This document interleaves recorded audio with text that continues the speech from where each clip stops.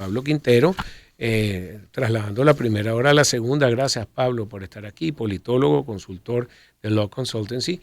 Dejamos un tema al aire que me interesaba mucho hablar contigo sobre las sanciones. Fíjate que hay algunos analistas y sobre todo asesores financieros que están dando distintos escenarios, es lógico, de acuerdo a que si salen las sanciones o no, pero hoy, por ejemplo, la gente de Conindustria, Luigi Piccella y su equipo, dicen que puede tener Venezuela un crecimiento económico de 10% si todo queda quid pro quo, si no aumentan las sanciones. Hay otros que dicen no, 4%, 6%, pero es interesante lo ligado que está y lo sensible que puede estar en este momento la economía ligado a la política. Me interesa tu opinión. Sí, claro, Pedro, porque una cosa, o sea, es decir, ambas áreas dependen una de las otras. Y las decisiones que se toman en economía en su mayoría son políticas. Creo que el tema de las sanciones es un tema sensible y genera mucho conflicto cuando uno abiertamente manifiesta que las sanciones, Pedro, deben ser revisadas, deben ser evaluadas con muchísima cautela y sobre todo revisar el impacto negativo que esto ha tenido en la economía nacional, en los mercados nacionales y sobre todo en el comercio. También en el nivel de calidad de vida de los venezolanos, que hay una incidencia negativa probada, demostrada por incluso los mismos Estados Unidos.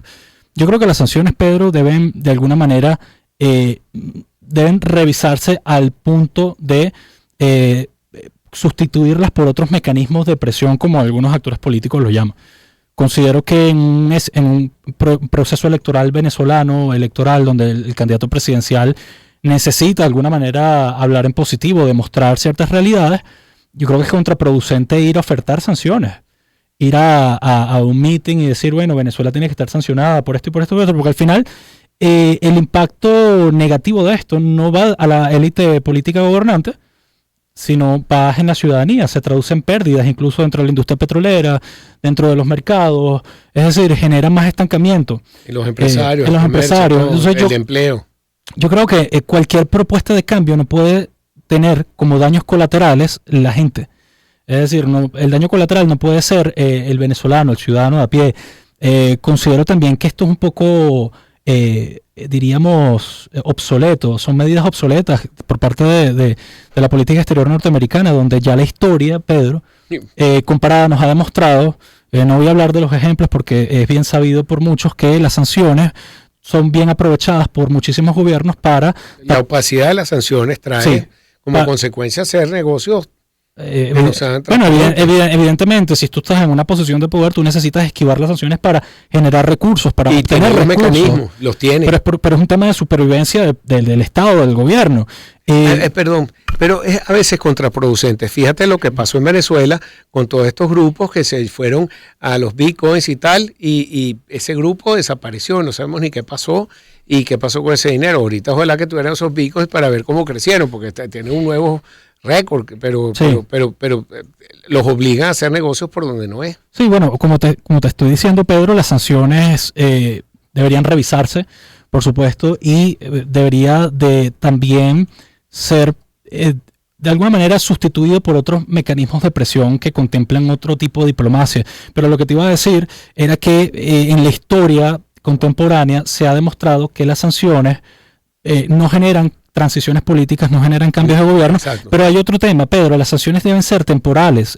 Estas sanciones no pueden ser eternas y también... Porque hay mecanismos para pasar por encima de ellos. Y también hay un asunto, las sanciones no te garantizan los cambios dentro del comportamiento de la élite gobernante. Es decir, pensar que una sanción, que diversas sanciones, estamos hablando económicas sobre el país, no sanciones individuales, y aclaro con esto, una cosa son las sanciones individuales, otra son las económicas que se terminan arrastrando a la industria petrolera. En este caso, esas sanciones, Pedro, no pueden ser justificadas en un largo periodo de tiempo. Ningún país aguanta una sanción por 5, 10, 8, 20 años. Y bueno, la historia lo ha demostrado, Pedro, una sanción no tumba gobierno, lo que tumba es la fuerza, la construcción de alternativas locales, evidentemente con apoyos geopolíticos, con aliados internacionales, porque eso siempre va a existir.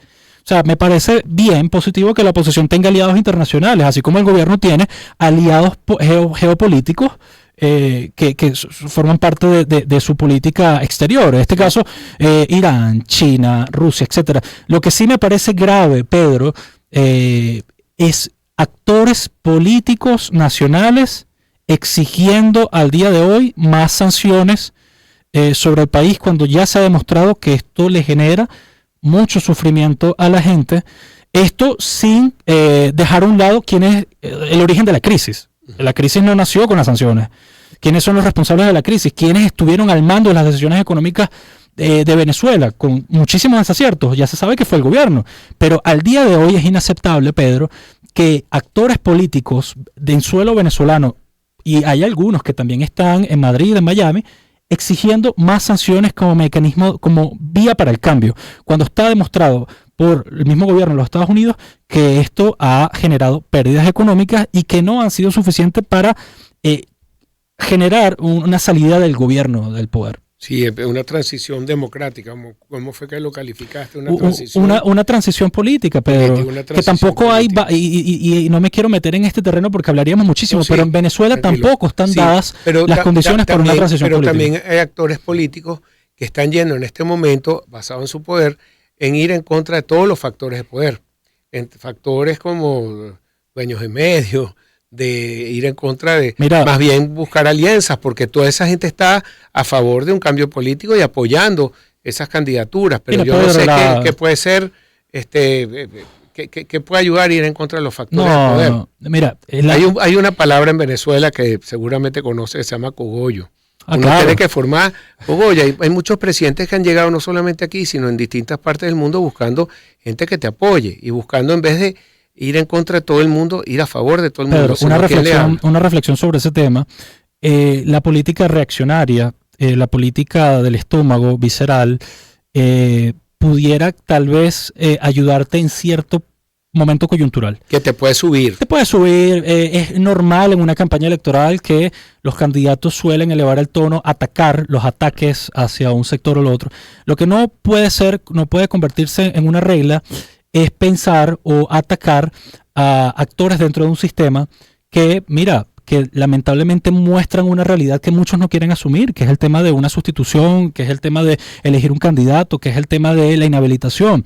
Yo considero, Pedro, que cualquier liderazgo político potable, sano, necesario, útil para la población, es aquel que no enfrasque sus energías en atacar a medios de comunicación, a investigadores, académicos. Me parece innecesario, encuestadores, me parece una pérdida de energía, me parece innecesario, es una pérdida de energía, Pedro, y me parece que no es ejemplarizante para el propio electorado.